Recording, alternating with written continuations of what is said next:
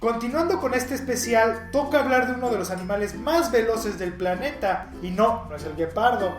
Este animal puede alcanzar velocidades de hasta 300 km por hora, pero supongo que ya sabes de qué animal vamos a hablar, nomás con el título, así que ¡vayamos al video! Cayendo como un avión en picada, con sus alas plegadas hacia atrás, el halcón peregrino puede alcanzar velocidades de hasta 300 km por hora. Esta ave se engloba en un grupo denominado aves de presa o rapaces, a diferencia de otras aves como el cóndor, que se clasifican como aves carroñeras o buitres. Son aves que se alimentan de carne de otros animales. Este halcón se clasifica en la familia Falcinoforme, siendo aves rapaces diurnas. También con la diferencia de los búhos o lechuzas, que estos cazan durante la noche. Esto se debe a que están adaptados para tener una visión excepcional durante el día, pero sus ojos no tienen la función de obtener una imagen clara en la oscuridad. Aún así, los halcones y las águilas son los animales que tienen la mejor vista del mundo animal. Para empezar, sus ojos ocupan un porcentaje muy amplio en la cabeza, y esto les proporciona un mayor rango de visibilidad. Además, presentan una gran resolución en la imagen que obtienen. El ser humano se podrá clasificar como un animal visual, ya que dependemos enormemente de la visión, y esto nos ayuda enormemente a detectar alimentos que estén inmaduros o en estado de descomposición. Para ello, nuestros ojos están dotados de 150 a 200.000 receptores de luz en la retina. Bueno, estas aves rapaces cuentan con 1,5 millones de receptores de luz, proporcionándoles una imagen con mayor nitidez y calidad que la que nosotros obtenemos.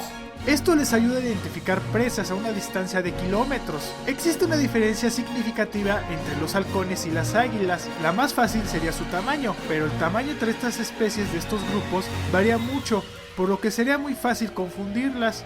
Las primordiales diferencias son las alas, que al extenderlas forman una W. A partir de las plumas remeras primarias y secundarias forman esa particular forma. Pero si no es suficiente diferencia, la principal radica en la forma del pico, donde los halcones presentan una protuberancia afilada cerca de la comisura del maxilar. Y otra diferencia podría ser el tipo de vuelo. Las águilas tienen un volar muy pesado, y para ello tienen que estar aleteando muchas más veces. En cambio, los halcones planean y muy pocas veces los ves aleteando. Esto es una forma muy sencilla para detectarlos en pleno vuelo. El peregrino es un halcón que llega a medir de 34 hasta 58 centímetros de alto, y su envergadura puede llegar hasta el metro de largo, con las plumas en la espalda y en las alas en la posición dorsal de un color negro azulado, y pudiendo llegar hasta un gris con manchas negras, y su pecho y la zona interna de las alas son de color blanco, y su pico, el contorno de sus ojos y sus patas de color amarillo brillante. El nombre de halcón peregrino proviene de sus hábitos de migración. Esta ave migratoria recorre distancias muy grandes, además de estar distribuidos en prácticamente todo el planeta, excepto los polos, ya que no están adaptados para los climas tan intensos que se presentan en estas regiones, prefiriendo las zonas montañosas y estepas para establecerse. Dependiendo la época del año, se les puede ver en distintos países. Por poner un ejemplo, a principios de otoño se pueden ver muchos peregrinos volando en diferentes estados en México, provenientes de Canadá, y a principios del verano sus avistamientos son menores. Y esta conducta se debe a varios motivos.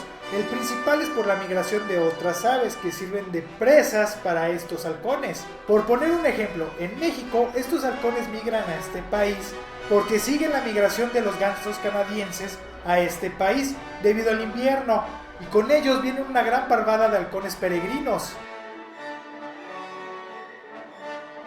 Otro motivo de su migración es la reproducción. Llegan a la madurez sexual de los 2 a 3 años de edad, y existiendo un dimorfismo sexual muy marcado entre los machos y las hembras, estas últimas siendo más grandes que los machos hasta un 30%.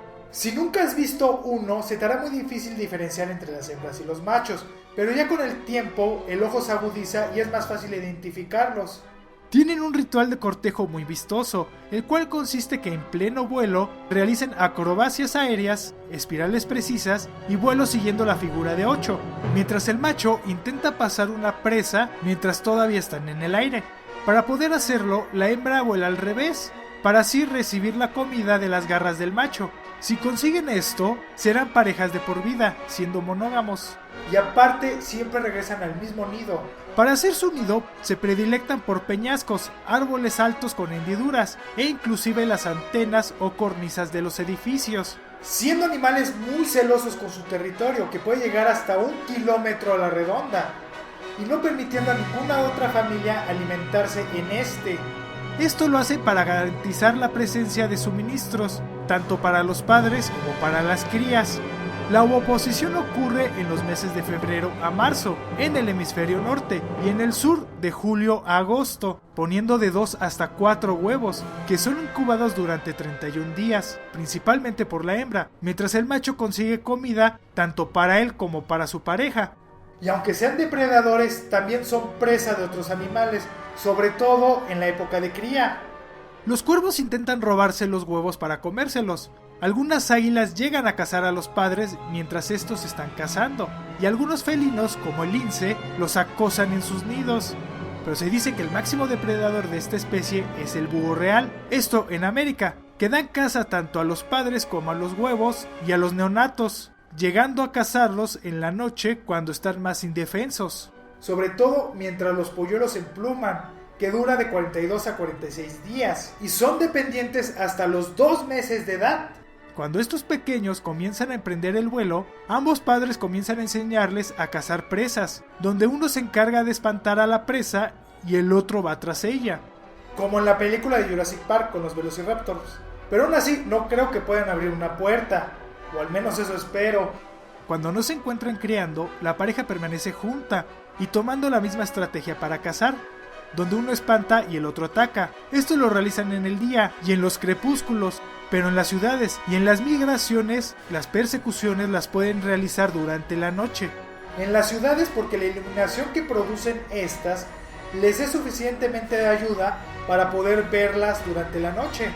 Se predilectan por aves voladoras, ya que para ellos son más fáciles de capturar. Cuando las presas son asustadas, el atacante se posiciona por encima de esta y se deja caer a velocidades de más de 300 km por hora.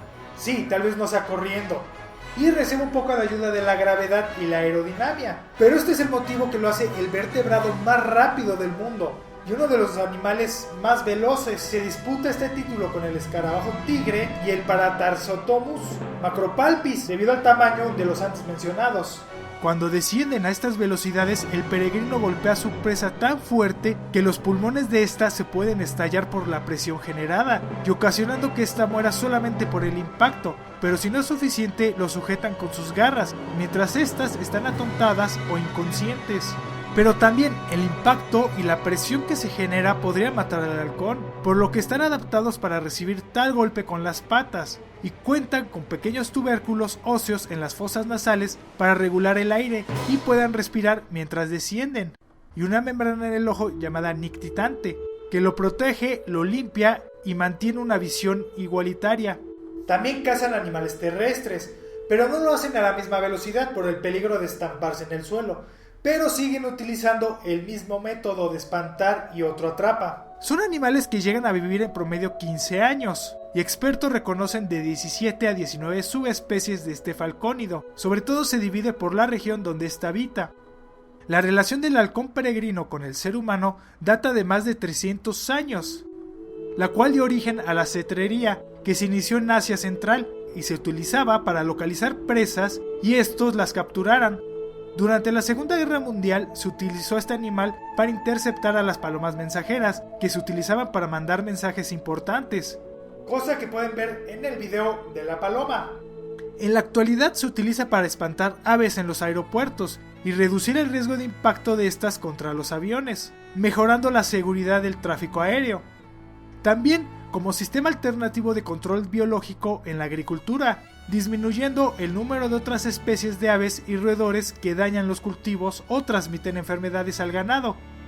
Y en las ciudades se ha visto que los halcones silvestres bajan la población de palomas silvestres, ratas y ratones, además de que se han adaptado a la perfección a este nuevo ecosistema, siendo un animal que ha ayudado enormemente al ser humano. Esta especie en la actualidad está bajo preocupación menor, pero no siempre fue así. Entre los años 50 a 70, su población disminuyó tanto que se encontraba en peligro de extinguirse. Esto debido a un pesticida llamado DDT que se utilizaba en las actividades agropecuarias. Cosa que con el pasar del tiempo su uso quedó prohibido, pero antes era muy utilizado. Pero muchas especies de aves que se alimentaban de granos en estas granjas estaban contaminados con este químico, eran comidos por estos halcones que adquirían este producto. Y si estás pensando que morían al instante por una intoxicación, no fue así. Lo que pasó fue que este pesticida interfiere en la formación de cáscara de los huevos, provocando que estas fueran más delgadas y menos crías sobrevivieran a la incubación. Cosa que llevó que en Estados Unidos y Bélgica, por poner unos ejemplos, esta ave se extinguiera completamente de estos países. Pero gracias a la regulación de productos químicos para actividades agropecuarias y la crianza que se dio en cautiverio y su reintroducción, permitiendo que esta ave vuelva a surcar los cielos, maravillando a todos que tienen la sutileza de tomarse el tiempo de verlos mientras vuelan. Escondido en un fotograma hay una pregunta oculta, localízala y contéstala, mandándome un tweet con el hashtag que se incluye. Y la pregunta del video anterior fue, ¿cuál es el otro nombre que se le da a las polillas? Y se encontraba en el minuto 1:50 y nadie la respondió. Espero esta pregunta sí la responda alguien. Espero el video haya sido de su agrado. Si fue así, dale me gusta y compártelo para que más gente conozca este canal. Si eres nuevo, te invito a que te suscribas. Y si aún no conoces mi canal Siki Gamer, te dejo un enlace para que te des una vuelta. Muchas gracias por ver este video. Nos estamos viendo. ¡Hasta luego!